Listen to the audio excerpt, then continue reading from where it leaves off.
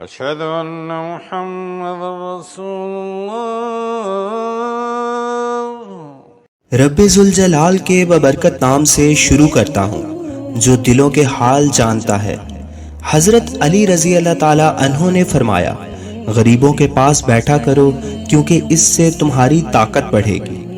حضرت علی رضی اللہ تعالیٰ عنہ نے فرمایا، ہر اس دوست پر بھروسہ کرو جو مشکل میں تمہارے کام آیا ہو۔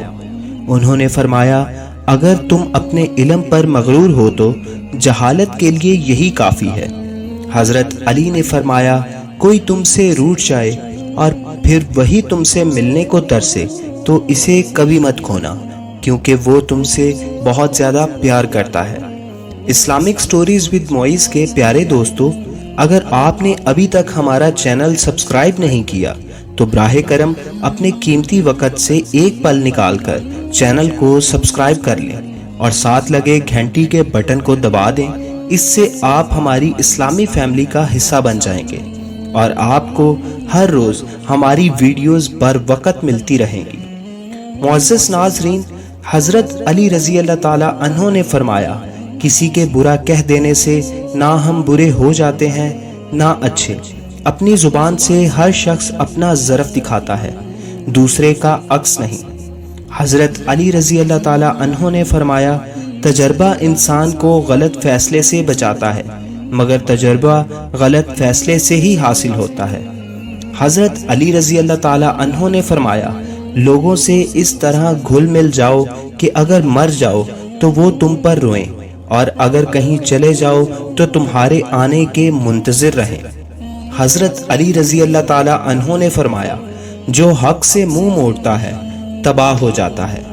انہوں نے فرمایا، جہاں بھی رہو خدا سے ڈرتے رہو، ہمیشہ حق بات کہو اگرچہ تلخ ہو۔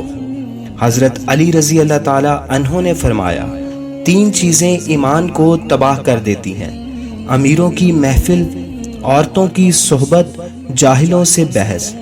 حضرت علی رضی اللہ تعالیٰ عنہ نے فرمایا، ان لوگوں پر اعتبار کرو جو تمہاری 3 باتیں بھانپ سکیں: تمہاری ہنسی میں پوشیدہ درد، تمہارے غصے میں پوشیدہ پیار، تمہاری خاموشی میں پوشیدہ وجہ۔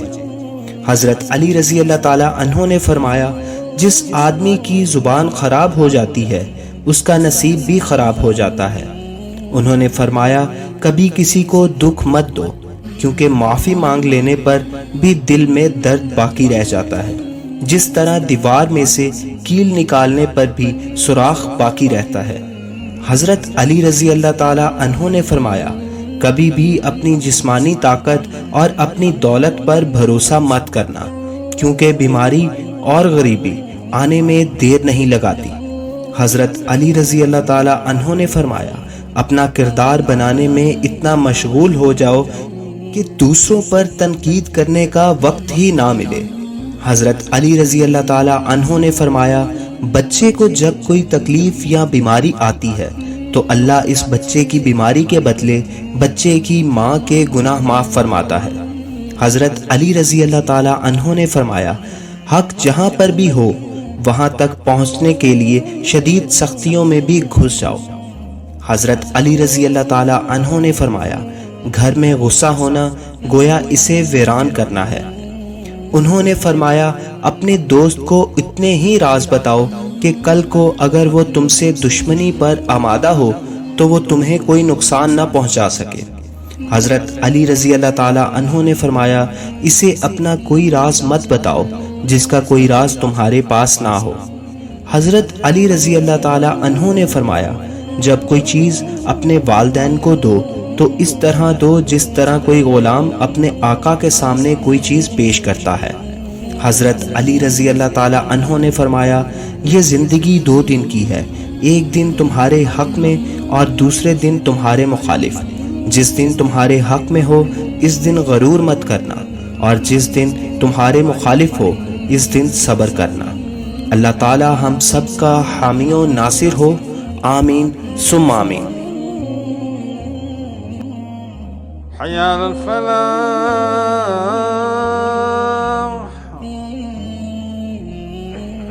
حي على الفلاح۔